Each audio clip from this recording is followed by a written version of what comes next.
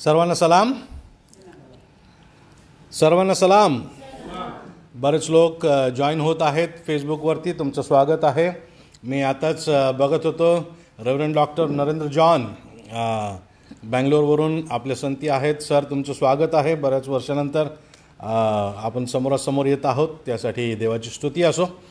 Reverend doctor Narendra John हे आमचे principal होते South India Nazarene Bible college biblical seminary Bangarapet या ठिकाणी. त्याचप्रमाणे अमेरिकेवरून पास्टर जिम अँडरसन जॉईन झालेले आहेत आणि मला डॉक्टर वसावे जॉईन झालेले दिसतात. त्याचप्रमाणे आमच्या बुलढाण्याची मंडळी जॉईन झालेली दिसते. बुलढाणा मंडळीचे बरेच सभासद जॉईन झालेले दिसतात. आमचे काका विद्यानंद यंगड हे जॉईन झालेले आम्हाला दिसतात. त्यासाठी देवाची स्तुती असो, त्याच्या नावाला धन्यवाद असो. त्याचप्रमाणे बरेच नवीन मंडळीसुद्धा या ठिकाणी जॉईन झालेली आहे. बराच पाळक वर्ग या ठिकाणी जॉईन झालेला दिसतो. तुमचं स्वागत आहे पाळक मंडळी. Church of the Nazarene central Maharashtra प्रांताचे बरेच पास्टर लोक या ठिकाणी जॉईन होत आहेत. आपल्या सर्वांचं ऑनलाईन भक्तीला स्वागत आहे. यावेळेस आपण 2 शब्दाची प्रार्थना करूया आणि आपल्या सर्वांचं जीवन जे आहे ते प्रभू परमेश्वराला सोपवून देऊ. प्रभूला विनंती करू की प्रभू तू आम्हाला चालव, प्रभू तू आम्हाला मार्गदर्शन कर, प्रभू तू आम्हाला सहाय्य कर आणि आज पुन्हा एक बार नव्यानं तुझ्या वचनानं आम्हाला तू भर, अशी आपण विनंती प्रभूला करणार आहोत. तर या प्रियानं आपण प्रार्थना करूया. प्रभू, आम्ही तुझी स्तुती करतो, तुझ्या नावाला धन्यवाद देतो, तुझा गौरव करतो आजच्या या सायंकाळच्या सुंदरशा समयासाठी जी तू आम्हाला तुझी भक्ती करण्याकरता दिलेली आहेस, तुझी आराधना करण्याकरता दिलेली आहेस, तुझं नाव उंचावण्याकरता दिलेली आहेस. प्रभू, तुझ्या नावानं एकत्र येण्यासाठी आज आम्हाला तू ही वेळ दिलीस. प्रभू, आमच्या विनंत्या आणि अर्ज तुझ्या चरणाशी घेऊन येण्यासाठी ही वेळ तू आम्हाला दिलीस. प्रभू, आम्ही तुझे आभार मानतो, तुझी स्तुती करतो, तुझ्या नावाला धन्यवाद देतो. आज तुझ्या चरणाशी नतमस्तक होतो प्रभू आणि आमच्या जगाला आम्ही तुझ्याकडं उंचावतो. प्रभू परमेश्वरा, करोनाच्या या विषाणूमुळं जग अत्यंत त्रस्त आहे प्रभू परमेश्वरा, दुःखामध्ये आहे आणि तुझ्या स्वर्गीय सांत्वनाची गरज आहे, तुझ्या स्वर्गीय हस्तक्षेपाची आज गरज आहे प्रभू परमेश्वरा. आज आम्ही तुझ्या समोर मंडळी या नात्यानं, तुझे लेकरं या नात्यानं, तुझं निवडलेलं राष्ट्र, तुझे राजकीय याजकगण या नात्यानं प्रभू परमेश्वरा, तुझे विश्वासणारे या नात्यानं आज तुझ्या चरणावरती आम्ही येऊन आमचं डोकं लावतो प्रभू आणि तुला विनंती करतो देवबापा की या करोनाला तू थांबव प्रभू परमेश्वरा, तुझा दैवी हस्तक्षेप कर. प्रभू, 2.25 लाखाच्या वरती लोक मरण पावलेले आहेत आणि प्रभू आम्हाला माहीत आहे की तुला सुद्धा हे आवडत नाही आहे, परंतु प्रभू आम्ही तुझ्या समोर लीनाने नम्र होतो आणि तुला मागतो प्रभू परमेश्वरा, तूच सर्व शक्तिमान आहेस, तूच हे थांबवू शकतोस. प्रभू, जग विफल ठरलेलं आहे, जगातील जे सगळे संशोधक आहेत ते विफल ठरलेले आहेत आणि प्रभू आज आम्ही तुझ्या चरणाशी येतो, वारंवार येतो प्रभू परमेश्वरा. आमच्या चुका, आमचे पाप आम्ही पदरी घेऊन तुझ्या चरणाशी येतो प्रभू परमेश्वरा आणि तुला विनंती करतो तुझ्या आरोग्याचा वर्षाव कर प्रभू. देवबापा, आम्ही तुला विनंती करत आहोत आणि वारंवार करतो की प्रभू चुटकीसरशी या करोनाला जणू काही तो कधी अस्तित्वातच नव्हता की काय असं तू घालवून दे, धमकावून लाव. तुझ्या मुखात ते सामर्थ्य आहे प्रभू, तुझ्या विचारात ते सामर्थ्य आहे प्रभू. तू केवळ विचार जर केलास की हे थांबून जावं तर हे थांबेल असा आमचा विश्वास आहे प्रभू. तू सहाय्य कर देवा, तू सहाय्य कर आणि तू करणारा बाप आहेस म्हणून आम्ही तुझे उपकार मानतो प्रभू. आज जे सर्व तुझे भक्तगण, तुझे दास, तुझे विश्वासू सेवक ऑनलाईन या ठिकाणी भक्ती करता जमलेले आहेत, काही या ठिकाणी जमलेले आहेत प्रभू, आम्ही तुझे आभार मानतो, तुझी स्तुती करतो, तुझ्या नावाला धन्यवाद देतो की जरी प्रभू आमच्या अवतीभोवती मृत्यू छाया पसरलेली आहे तरी तुझ्या उपस्थितीचा उत्सव आम्ही करू शकतो. तू आमच्यासोबत उपस्थित आहेस, तू आम्हाला धैर्य देतोस, तू आम्हाला सहाय्य करतोस. आम्ही तुझे आभार मानतो प्रभू. आज पुन्हा एक वार तुला विनंती करतो की तू आम्हाला चालव, तुझ्या वचनातून तू आमच्याशी संभाषण कर प्रभू. प्रार्थना तुझा पुत्र येशू याच्या नावाने केले म्हणून तू ऐक. आमेन. प्रियानो, देवाची स्तुती आपण करूया, त्याच्या नावाला धन्यवाद देऊ. प्रभू परमेश्वर चांगला आहे आणि आज त्याच्या वचनामध्ये आपण जात असताना थोडा वेळ आपण इर्मया याचं पुस्तक, इर्मया संदेशाचं पुस्तक, याचं 33वा अध्याय आणि त्याची काही वचनं आपण आज वाचणार आहोत. इर्मयाचं पुस्तक, याचा 33वा अध्याय आणि त्याची काही वचनं. तसं बघू जाता इर्मया 33 हा अध्याय सर्वांना आवडीचा आहे आणि विशेष करून 3रं वचन सर्वांच्या आवडीचं आहे. काही लोक या 3ऱ्या वचनाला देवबापाचा फोन नंबर म्हणतात. इर्मया 33:3 नाही का. तर त्या वचनाला सुद्धा आपण वाचणार आहोत, परंतु 1 ते 8 ही वचनं आज आपण वाचणार आहोत. प्रियानो, मी तुमच्यासाठी हा शास्त्रभाग वाचतो. इर्मयाचं पुस्तक, याचा 33वा अध्याय आणि वचन 1 ते 8 यावेळेस आपण वाचूया. इर्मया पहारेकरांच्या चौकात अजून बंदित असता परमेश्वराचे वचन त्याला दुसऱ्यांदा प्राप्त झाले की, हे करणारा परमेश्वर, हे घडवून स्थापणारा परमेश्वर, परमेश्वर हे नाम धारण करणारा तुला म्हणतो की, मला हाक मार म्हणजे मी उत्तर देईन व तुला ठाऊक नाहीत अशा मोठ्या व गहन गोष्टी तुला सांगेन. त्या शहराची घरे व यहुदाच्या राजांची घरे मोर्चे व तलवार यांच्या निवारणार्थ मोडून टाकली आहेत.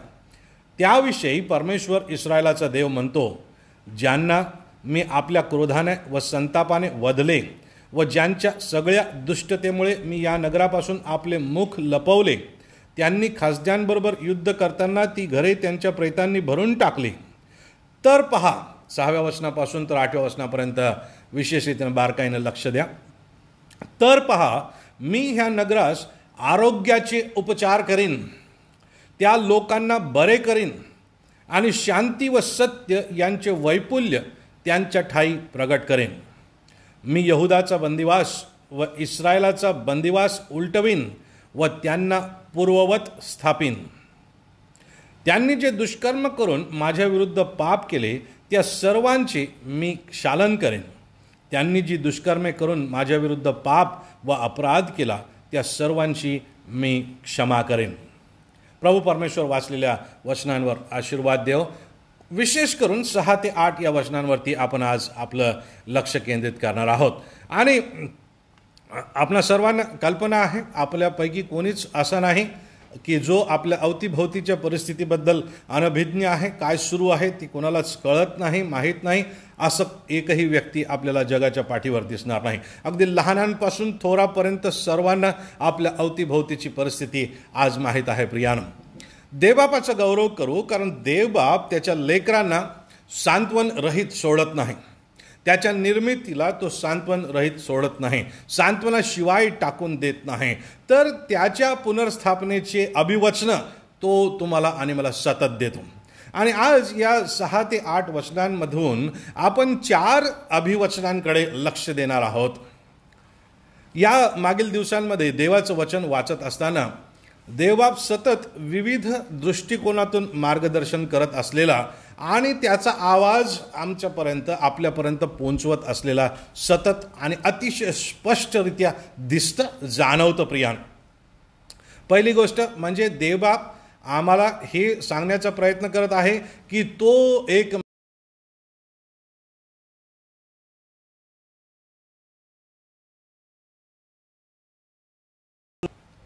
ही पहिली बाब देव सांगण्याचा प्रयत्न करत आहे. दुसरी गोष्ट जे तुम्ही आणि मी त्याला वैयक्तिकरित्या ओळखतो, तुम्ही आणि मी आणि जगानं सुद्धा आपल्या पापांपासून फिरावं, पश्चाताप करावा, आपले पाप पदरी घ्यावे, नम्र व्हावं आणि ख्रिस्ताच्या चरणी आम्ही यावं. आणि मग तिसरी बाब तो सतत हे सांगत आहे की मी तुम्हाला पुनर्स्थापित करेन, मी तुम्हाला रिएस्टॅब्लिश करेन, मी तुमची सर्व परिस्थिती पूर्ववत करेन. आज सकाळी देवाच्या वचनातून वाचत असताना, त्याच्याने मन भरून घेत असताना देवबापाने या वचनांद्वारे माझ्याशी अतिशय स्पष्टरित्या संभाषण केलं. आणि मला आज या 3 वचनांमधून जे 4 अभिवचनं देव देत आहे, हे पुनर्स्थापनेबाबतची वचनं आहेत, हे सांत्वनाबाबतची वचनं आहेत, हे तुमच्या आणि आमच्या अवतीभोवतीची आणि ज्या परिस्थितीमध्ये आज आम्ही आहोत त्या परिस्थितीला पूर्ववत करण्याबाबत आणि देवाच्या इच्छेनुरूप तिला स्थापण्याबाबत बोलत असलेली वचनं आहेत. तर या वचनांकडे, या पुनर्स्थापनेच्या, पूर्ववत करण्याच्या, रिस्टोरेशनच्या, सांत्वनाच्या वचनांकडं आपण 4 दृष्टिकोनातून बघणार आहोत. पहिली गोष्ट आपण या वचनांमधून ही बघतो प्रियानो, या ठिकाणची जी परिस्थिती आपण बघितली तर आमच्या अवतीभोवती जशी परिस्थिती आहे, सर्वत्र मरणाचा हाहाकार आहे प्रियानो. सर्वत्र बातमी आपण कोणतंही चॅनल लावा, इतके इन्फेक्ट झाले आणि इतके मरण पावले, इतके इन्फेक्ट झाले आणि इतके मरण पावले. आणि हा जो मरणाचा आणि या इन्फेक्शनचा, या विषाणूच्या प्रादुर्भावाचा आलेख आहे, हा सतत वाढता असलेला आम्हाला दिसतो, तो कमी होत असलेला आम्हाला दिसत नाही. त्याचा अर्थ असा नाही की काही लोक बरे होत नाही आहेत, ते बरे होत आहेत, त्यासाठी आपण देवाची स्तुती करू, त्याच्या नावाला धन्यवाद देऊ. परंतु 100% या आजारावरती अजूनही तोडगा सापडलेला नाही, निघालेला नाही, आणि त्यासाठी आम्हाला देवाचाच हस्तक्षेप आवश्यक आहे. आणि तसलीच परिस्थिती या यहुद्यांची, या इस्रायल लोकांची या ठिकाणी असलेली दिसते. आणि त्या अतिशय मरणप्राय, शोकानं भरलेल्या, अतिशय गंभीर असल्या प्रकारचा अवतीभोवती मरणाचा हाहाकार पसरलेल्या भयंकर परिस्थितीमध्ये देव इर्मयाच्या द्वारे बोलत आहे प्रियानो. आणि ही वचनं जशी त्या काळी 100% लागू होती, तशीच आमच्या अवस्थेला सुद्धा, आमच्या परिस्थितीला सुद्धा अतिशय लागू असल्या प्रकारची आहेत. आणि यामधून त्यांना जसं सांत्वन प्रभू परमेश्वरानं दिलं, त्यांना जसा दिलासा परमेश्वरानं दिला, त्यांना जशी आशा परमेश्वरानं दिली, तशीच आशा तो तुम्हाला आणि मला सुद्धा देतो प्रियानो. आणि त्याकडं आपण लक्ष देऊया. 4 अभिवचनांकडं आपण लक्ष देणार आहोत. पहिलं अभिवचन जे आहे ते तुमच्या आणि माझ्या आरोग्याच्या पुनर्वसनाचं अभिवचन आहे. या ठिकाणी 6व्या वचनामध्ये अतिशय स्पष्टरित्या देव म्हणतो, तर पहा, मी या नगरास आरोग्याचे उपचार करीन, त्या लोकांना बरे करीन. नीट लक्ष द्या, देवाचं वचन काय म्हणत आहे. आमच्या परिस्थितीला आम्हाला जे ऐकायला पाहिजे नेमकं तेच देव या ठिकाणी बोलत आहे. आम्हाला जे नीट रीतीनं समजून घ्यायला पाहिजे नेमकं तेच देव या ठिकाणी बोलत आहे. नेमकी ज्या गोष्टीची गरज तुम्हाला आणि मला आहे त्याच गोष्टींवरती जोर देऊन सांत्वनपर अभिवचन आम्हाला देवबाप देत आहे. तो म्हणतो, मी या नगरास आरोग्याचे उपचार करेन, त्या लोकांना बरे करेन. आज तुम्हाला आणि मला, आमच्या अवतीभोवती जगाला आरोग्याची गरज आहे. आणि बोलत कोण आहे? साधा सुद्धा कोणी व्यक्ती बोलत नाही, एखाद्या राष्ट्राचा अध्यक्ष बोलत नाही आहे, एखाद्या राष्ट्राचा, एखाद्या देशाचा पंतप्रधान बोलत नाही आहे, किंवा एखादा संशोधक या ठिकाणी बोलत नाही आहे आणि दिलासा देत नाही आहे, सांत्वन देत नाही आहे. तर या ठिकाणी आपण जर वरची वचनं बघितली तर अतिशय स्पष्टरित्या 2ऱ्या वचनामध्ये देव म्हणतो की मी जो परमेश्वर, मी जो निर्माण करता, मी जो घडवणारा, मी बोलतो. परमेश्वर हे नाम धारण करणारा जो मी आहे तो मी बोलत आहे. आणि जग आपल्या गुडघ्यावर येऊन प्रार्थना करत असताना देवबाप म्हणतो की देवबाप आम्हाला अभिवचन देत आहे. तो म्हणतो की मी आरोग्याचा उपचार करेन आणि लोकांना बरं करेन. प्रियानो, आरोग्याची गरज आहे, आरोग्याची गरज आहे. 3ऱ्या वचनामध्ये देव इर्मायाला सांगतो, मला हाक मार, प्रार्थना कर, मला हाक मार, मी देव आहे. मला तुम्हाला सांगू द्या, देवाशिवाय या करोनाला उत्तर नाही, देवाशिवाय या करोनाला उत्तर नाही. आणि म्हणून देवासमोर तुम्ही आणि मी नतमस्तक व्हावं, देवासमोर तुम्ही आणि मी लीन आणि नम्र व्हावं, देवासमोर आपली पाप पदरी घेऊन परमेश्वराला म्हणावं, चुकलो प्रभू, क्षमा कर, आणि आपले जीवन नीट करावे. आणि देव आम्हाला या अभिवचनाचं लागूकरण केल्याशिवाय राहणारच नाही.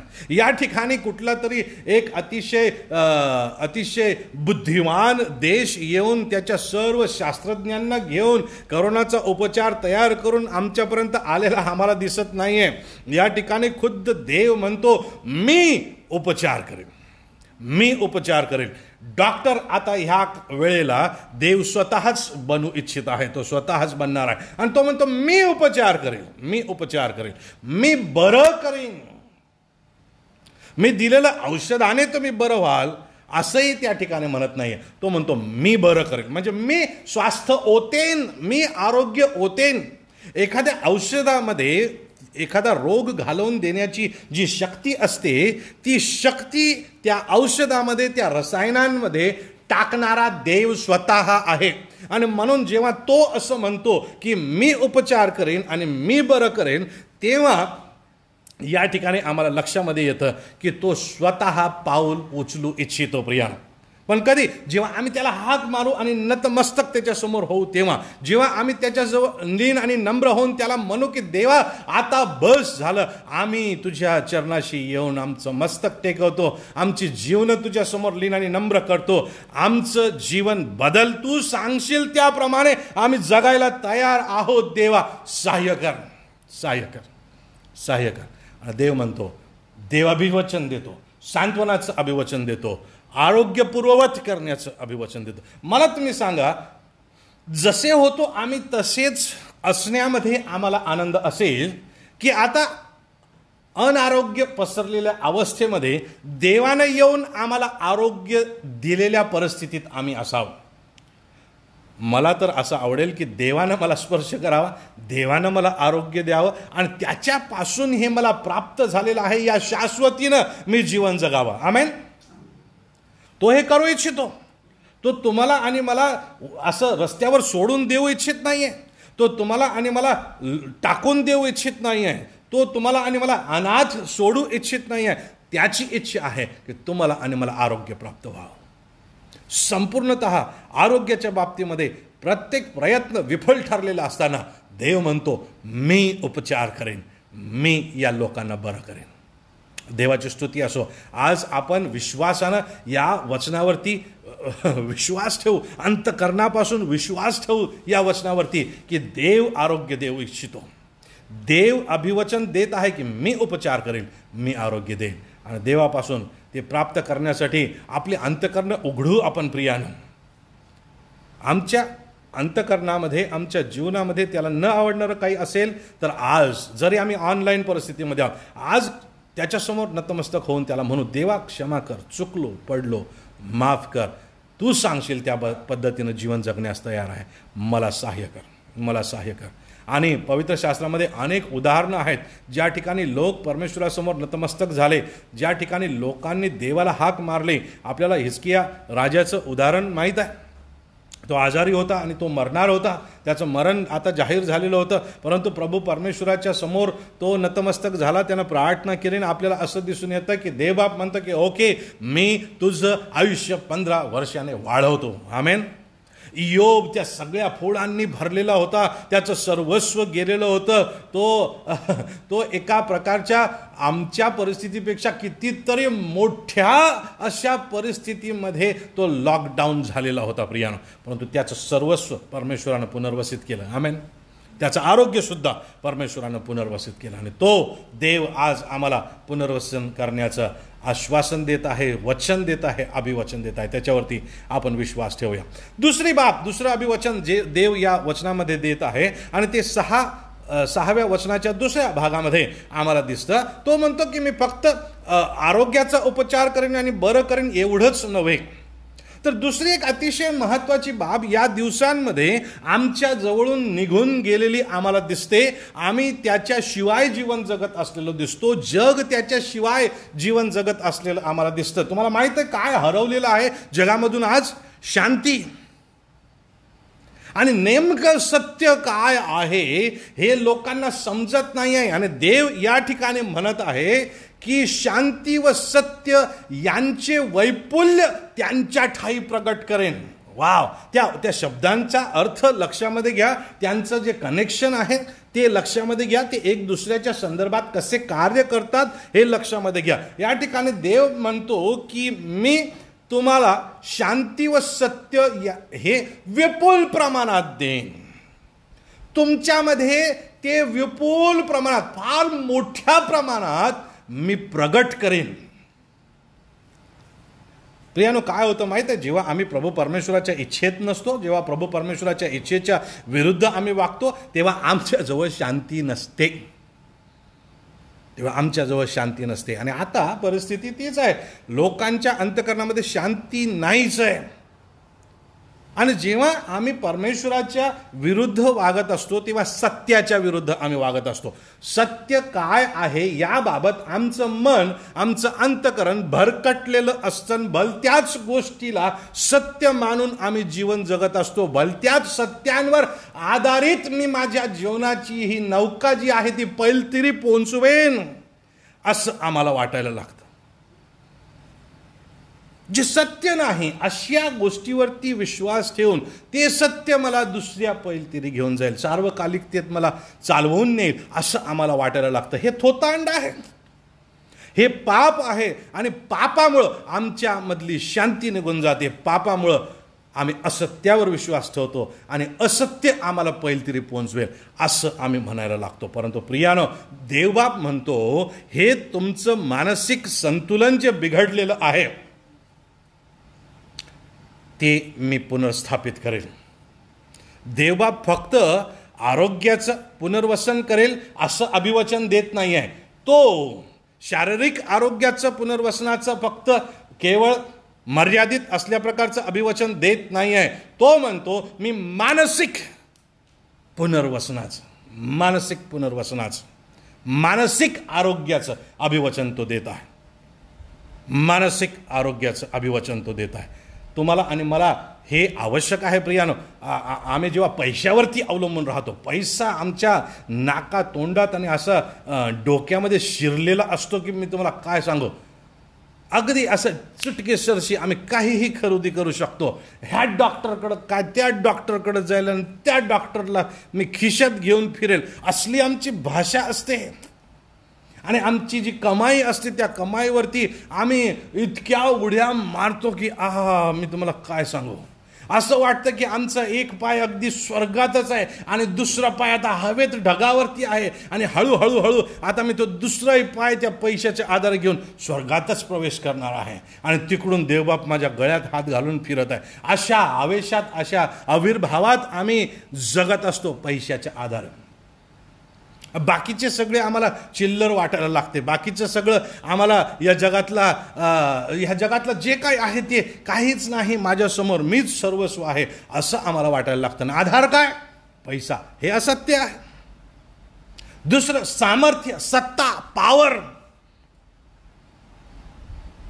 आम्हाला पॉवर पाहिजे असते. या जगामध्ये लोकांनी पॉवरला, सत्तेला, सामर्थ्याला, अधिकाराला सत्य बनवलं. मला तुम्हाला सांगू द्या, थोतांड हे आहे. आणि देव ते दाखवून देत आहे. आज तुमच्याजवळ कितीही पॉवर असो, तुम्ही एखाद्या अतिशय क्षुल्लक राष्ट्राचे अध्यक्ष असो की तुम्ही या जगाच्या महासत्तेचे राष्ट्राध्यक्ष असो, तुम्हाला त्याच्या चरणावरती, देवाच्या चरणावरती नतमस्तक होण्याशिवाय पर्याय नाही. ती सत्ता, ती महासत्ता, तुम्ही विध्वंसकारी सत्ता तुमच्याजवळ असू शकेल, अधिकार असू शकेल, परंतु पुनर्वसित करण्याचा अधिकार देवबापाजवळ आहे. आणि देव म्हणतो की तुमच्या या जगी स्वनिर्मित असल्या प्रकारचे जे सत्य, खऱ्या सत्याला पर्याय म्हणून निर्माण केलेले जे सत्य तुम्ही जोपासत आहात, ज्याच्या नादी तुम्ही लागलेले आहात, ज्याच्या मागे तुम्ही धावत आहात, पळत आहात, ते थोतांड आहे. माझ्याकडे वळा, मीच खरं सत्य आहे. आणि देव म्हणतो मी शांती देईल. तुम्हाला माहिती आहे प्रभू येशू ख्रिस्ताला एक नाव देण्यात आलेलं आहे. ते काय आहे?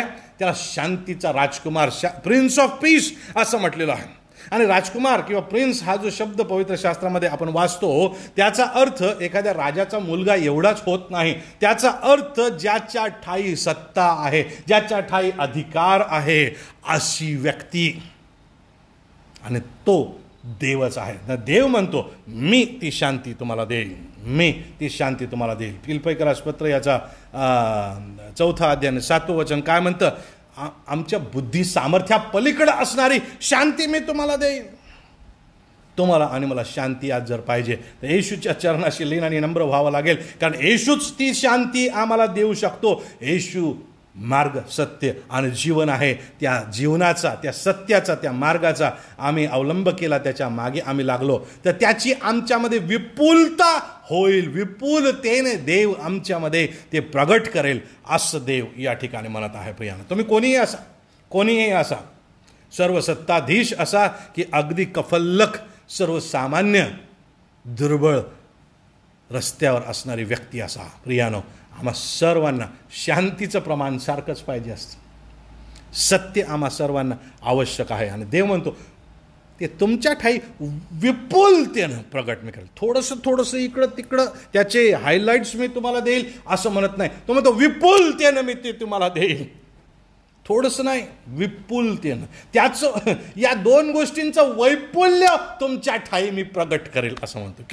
किती आनंदाची ती बाब आहे. ती मानसिक अवस्था जी आहे तिचा विचार करा प्रियानो. जेव्हा खुद्द देव आमच्या अंतःकरणात वसतो आणि तो देव आम्हाला शांतीनं भरतो आणि सत्यानं भरतो आणि विपुलतेनं भरतो, त्याच्यासारखं दुसरं या जगाच्या पाठीवर काय नाही. दोन गोष्टी आपण बघितल्या. पहिली गोष्ट, प्रभू परमेश्वर आम्हाला शारीरिक आरोग्याचं अभिवचन देत आहे. दुसरी गोष्ट, मानसिक आरोग्याचं अभिवचन तो देत आहे. तिसरी महत्त्वाची गोष्ट 7व्या वचनामध्ये काय म्हटलेलं आहे बघा. मी यहुदाचा बंदिवास व इस्रायलाचा बंदिवास उलटवीन व त्यांना पूर्ववत स्थापिन. आता आपण कशात आहे? काय म्हणतात आजच्या परिस्थितीला? एक इंग्लिश शब्द नवीन लोक शिकलेले आहेत, 2 इंग्लिश शब्द नवीन लोक शिकलेले आहेत, त्याचं स्पेलिंगही अजून लिहिता येत नाही. क्वारंटाईन, त्याचं स्पेलिंग मला तुम्हाला शर्यत लावू द्या, लिहून दाखवा, पटकन लिहून बघा. क्वारंटाईन. आता काही लोक सुशिक्षित आहेत, महासुशिक्षित आहेत, त्यांना कदाचित लिहिता येईल, पण क्वारंटाईन शब्द काय, कशाला म्हणतात? कधी कधी कम्प्युटरमध्ये ते व्हायरस यायचा आणि तो अँटीव्हायरस डिटेक्ट करायचा आणि मग त्या कम्प्युटरवरती मेसेज यायचा की युअर फाईल हॅज बीन क्वारंटाईन्ड. तेही समजत नव्हतं की काय होतं, परंतु ते नवीन शिकायला आपल्याला भेटलेलं आहे. क्वारंटाईन, 14 दिवस क्वारंटाईन. आता कोणालाही विचारा, अहो काय चालू आहे? इतके लोक क्वारंटाईनमध्ये आहे म्हणतात. इतके लोक, त्याचं स्पेलिंग येतं का? नाही. लॉकडाऊनमध्ये आम्ही आहोत. आता आम्हाला हसायला येतं प्रियानं, परंतु तीच अवस्था आमची आहे. आम्ही आमच्या स्वतःच्या घरांमध्ये बंदिस्त झालेलो आहोत. बाहेर निघायला वाव नाही. कोणी केलं हे? देवाची इच्छा आहे की तुम्ही आणि मी त्याच्याकडे वळावं.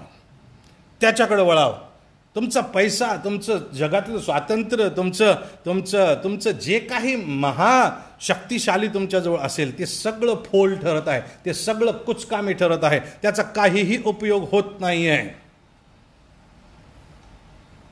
आणि आम्ही 4 भिंतींमध्ये अडकून पडलेलो आहोत, बंदिवासात आहोत. परंतु 7वं वचन म्हणतं, मी यहुदाचा बंदिवास, इस्रायलाचा बंदिवास उलटवीन आणि त्यांना पूर्ववत स्थापिन. वा! देव आम्हाला आम जीवनाचं अभिवचन देत आहे, सर्वसामान्य जीवनाचं अभिवचन देत आहे.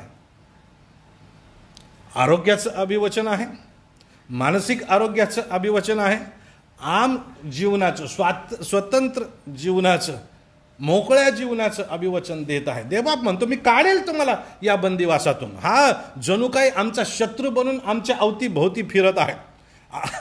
अनेक ठिकाणी शून्य आहे, ग्रीन झोनमध्ये लोक आहेत, तरी सुद्धा लॉकडाऊनमध्ये आहेत. बरं का?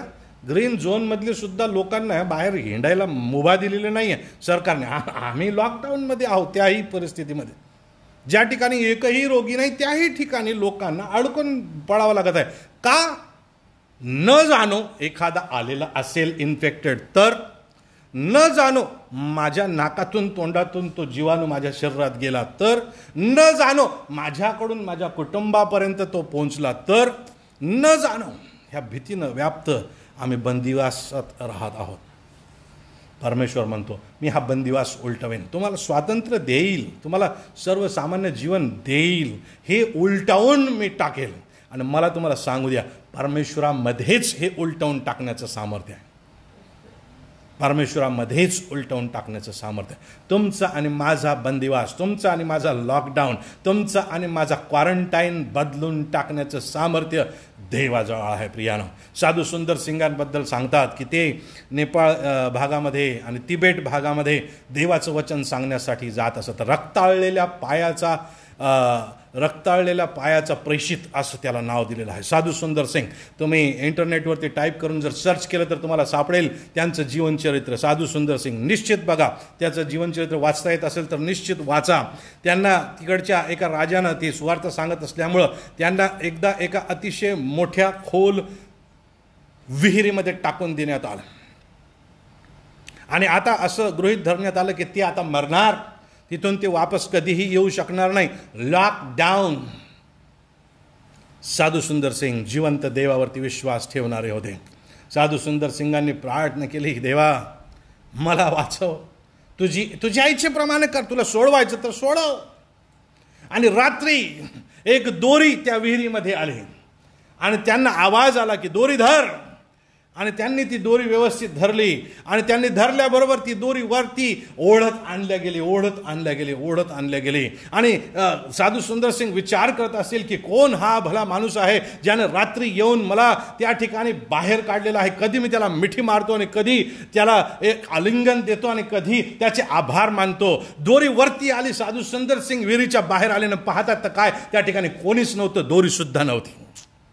परंतु साधू सुंदर सिंग क्वारंटाईनमधून बाहेर आलेले होते, बंदिवासातून बाहेर आलेले होते. आमेन.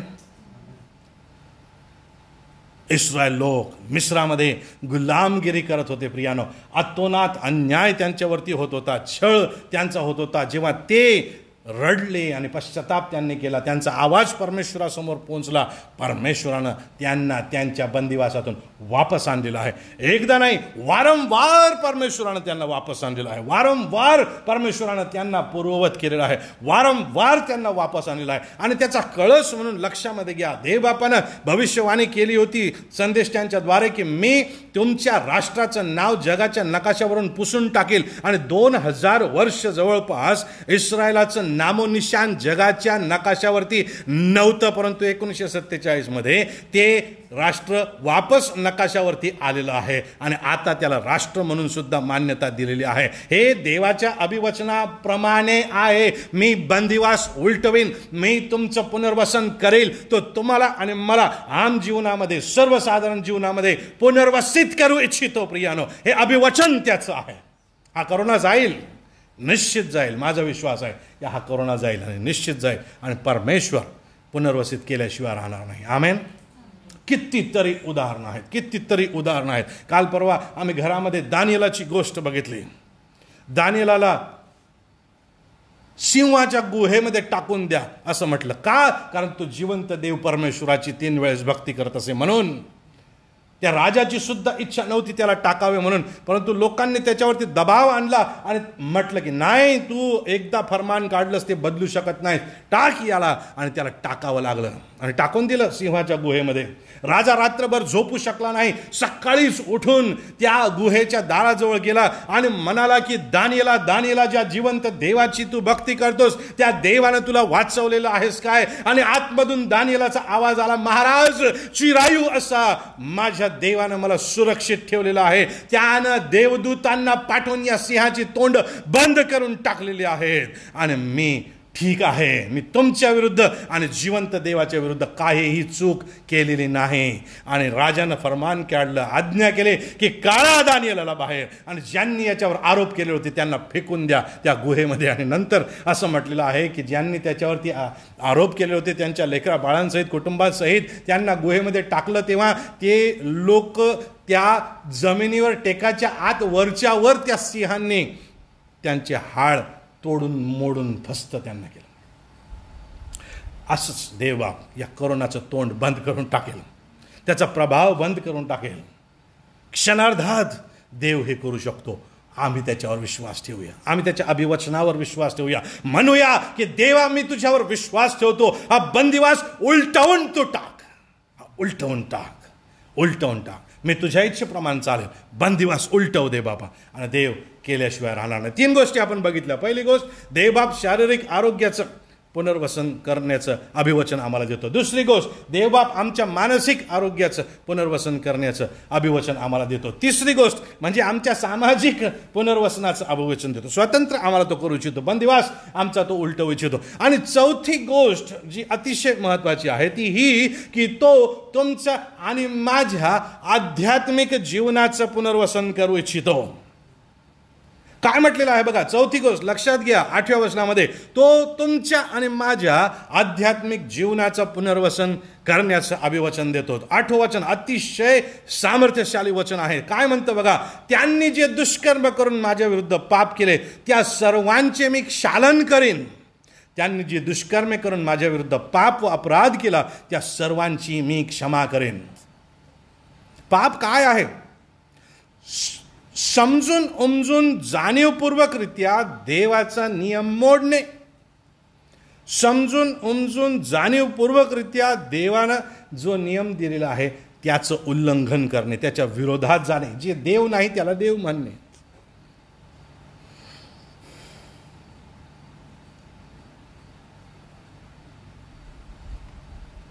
देव काय म्हणत आहे या ठिकाणी? एका शब्दाकडे मला तुमचं लक्ष वेधायचं आहे या ठिकाणी.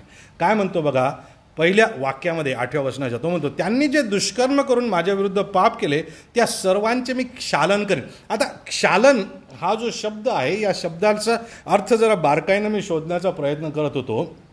आणि क्षालन करणे याला सायंटिफिक अर्थ आहे बघा. केमिस्ट्रीमध्ये किंवा रसायनशास्त्रामध्ये एखाद्या पदार्थाला दुसऱ्या एका पदार्थाने धुवून, दुसऱ्या एखाद्या द्रव पदार्थाद्वारे धुवून त्याच्यातून विशिष्ट भाग बाजूला करणे. नीट लक्षात घ्या काय म्हटलेलं आहे रासायनिक वैज्ञानिक भाषेमध्ये, सायंटिफिक भाषेमध्ये. एखादा पदार्थ विशिष्ट धुण्याच्या पदार्थाद्वारे धुवायचा, धुणे, आणि त्या धुण्यामुळं त्याच्यामधला एक भाग बाजूला करणे. प्रभू देव या ठिकाणी म्हणत आहे की मी तुम्हाला माझ्या रक्तानं धुईल आणि तुमच्यामधलं हे जे पाप आहे ते पाप तुमच्यातून काढेन, ते दुष्कर्म तुमच्यातून वेगळं करेल, म्हणजे मी तुम्हाला पापरहित बनवीन, दुष्कर्मरहित बनवीन, क्षमा मी तुमच्या ठाई वसवीन. आज तुम्हाला आणि मला त्या दैवी रसायनाची गरज आहे प्रियानो. तुम्हाला माहिती आहे ती दैवी रसायन काय आहे? येशूचं रक्त. त्या वधस्तंभावरती प्रभू येशू ख्रिस्तानं रक्त सांडलेलं आहे तुमच्या आणि माझ्या पापक्षालनासाठी. म्हणजे आमच्या अंतकरणाला हा जो पापाचा आजार जडलेला आहे याला त्याच्या रक्तानं धुवून त्या पापाची पकड शिथिल करून, त्या पापाची पकड शिथिल करून, त्याला नरम करून, त्याला त्याच्यातून वेगळं करून टाकणे आणि काढून टाकणे आणि आम्हाला असं हृदय देणे की जणू काय ते पाप त्याच्यात कधीच नव्हतं. देवा आम्हाला त्याच्या सहभागितेमध्ये परत वसवू इच्छितो. ज्या ठिकाणी पाप नाही, पापाचा प्रादुर्भाव नाही, पापाचा प्रभाव नाही, ज्या ठिकाणी त्या नात्यामध्ये सरळता आहे, कुठल्याच प्रकारचं अडखळण पापाचं त्यामध्ये नाही, अशा नात्यात तो तुम्हाला आणि मला पुनर्वसित करू इच्छितो. आणि प्रभू म्हणतो मी हे करेन, मी हे करेन. आणि आज सुरू आहे हे, आता सुरू आहे हे. तुम्ही आणि मी त्याला प्रतिसाद द्यायला पाहिजे. त्याचं रक्त आम्हाला धुवून काढू इच्छित आहे. त्या वॉशिंग मशीनचा विचार करा, जणू काय आम्हाला वॉशिंग मशीनमध्ये टाकून प्रभू परमेश्वर असं हलवत आहे जेणेकरून पापाची पकड शिथिल होऊन जाईल आणि आमच्या अंतकरणामधून ते पाप वेगळं करून त्या आउटलेटमधून निघून जाईल. प्रियानो, आमेन. 4 गोष्टी प्रभू परमेश्वर करू इच्छितो तुमच्या आणि माझ्या जीवनामध्ये. अभिवचन तो देतो. पहिली गोष्ट आम्हाला शारीरिक आरोग्याचं अभिवचन तो देत आहे. दुसरी गोष्ट मानसिक आरोग्याचं अभिवचन देत आहे. तिसरी गोष्ट सामाजिक आरोग्याचं म्हणजे स्वातंत्र्याचं आम्हाला अभिवचन देत आहे. आणि चौथी गोष्ट आध्यात्मिक आरोग्याचं आम्हाला तो वचन देत आहे. आज आम्ही ही अभिवचनं ग्रहण करणार काय? आम्ही आज या अभिवचनांवर विश्वास ठेवणार काय? आज कोणतं अडखळण तुमच्या जीवनामध्ये आहे मला माहीत नाही प्रियानो, पैशाचं अडखळण असेल, प्रभू परमेश्वरासमोर लीन आणि नम्र व्हा. आज तुमच्या समोर या करोनाची भीती असेल, प्रभू परमेश्वरासमोर लीन आणि नम्र होऊया. शांती हरवलेली असेल, जे असत्य आहे त्या असत्यावरती विश्वास ठेवून तुम्ही सार्वकालिकतेच्या दुसऱ्या बाजूला जायचा प्रयत्न करत असाल, फोल ठरणार आहेत तुमचे प्रयत्न. लीन आणि नम्र व्हा, प्रभूवर विश्वास ठेवा. येशू हा देव आहे, येशू हा देव आहे, त्याच्यावरती विश्वास आपण ठेवूया. प्रियानं, आज आम्हाला बंदिवासात वाटत आहे का? प्रभूवरती विश्वास ठेवूया. तो बंदिवास चुटकीसरशी पलटवून टाकणारा आमचा देव आहे. प्रियानो, आज आम्हाला पापामध्ये घट्ट रुतून बसल्यासारखं वाटत आहे का? प्रभू, मी काय करू? या पापापासून मला सुटण्याची इच्छा आहे, पण मी सुटू शकत नाही. देवाला त्याचं रक्त ओतू द्या, त्याच्या पुत्राचं रक्त ओतू द्या. त्याचं रक्त त्या पापाला शिथिल करतं प्रियानो, आणि आमच्यापासून ते वेगळं करतं, आम्हाला नवीन ते बनवतं. डोळे बंद करू, मानाखाली लावू, प्रभूला आपण विनंती करू की प्रभू, तुझ्या या अभिवचनांचं लागूकरण माझ्या जीवनामध्ये कर, माझ्या कुटुंबाच्या जीवनामध्ये कर, माझ्या मंडळीच्या जीवनामध्ये कर, माझ्या शहरामध्ये कर, माझ्या खेड्यामध्ये कर, माझ्या राज्यामध्ये कर, माझ्या राष्ट्रामध्ये कर, या जगामध्ये या अभिवचनांचं लागूकरण तू कर. कारण तू देव आहेस, तू देव आहेस, तू देव आहेस. आम्ही तुझे आभार मानतो प्रभू, तुझ्या नावाला धन्यवाद देतो. Hallelujah, hallelujah. तुझी स्तुती असो, तुझी स्तुती असो देव बाबा. आम्ही तुझ्यावरती विश्वास ठेवतो आणि तुला विनंती करतो की तू या अभिवचनांची पूर्ती आमच्या डोळ्यात देखत होऊ दे प्रभू. आमच्या उघड्या नेत्रांनी या अभिवचनांची पूर्ती बघण्यास आम्हाला सहाय्य कर. आणि तुझी जी इच्छा आहे की आम्ही तुझ्यासमोर नतमस्तक व्हावं, तुझी जी इच्छा आहे की आम्ही तुझ्यासमोर लीन आणि नम्र व्हावं, तुझी जी इच्छा आहे की आम्ही आमची पाप पदरी घेऊन पश्चाताप करावा, प्रभू हे होऊ दे. त्यासाठी धैर्य दे, शक्ती दे, आणि तुझ्या पुत्राच्या प्रभू येशू ख्रिस्ताच्या रक्तानं आमच्या पापांचं क्षालन तू कर, आमच्या पापांचं क्षालन तू कर. प्रार्थना तुझा पुत्र प्रभू येशू ख्रिस्त याच्या नावाने करतो म्हणून तू ऐक. आमेन.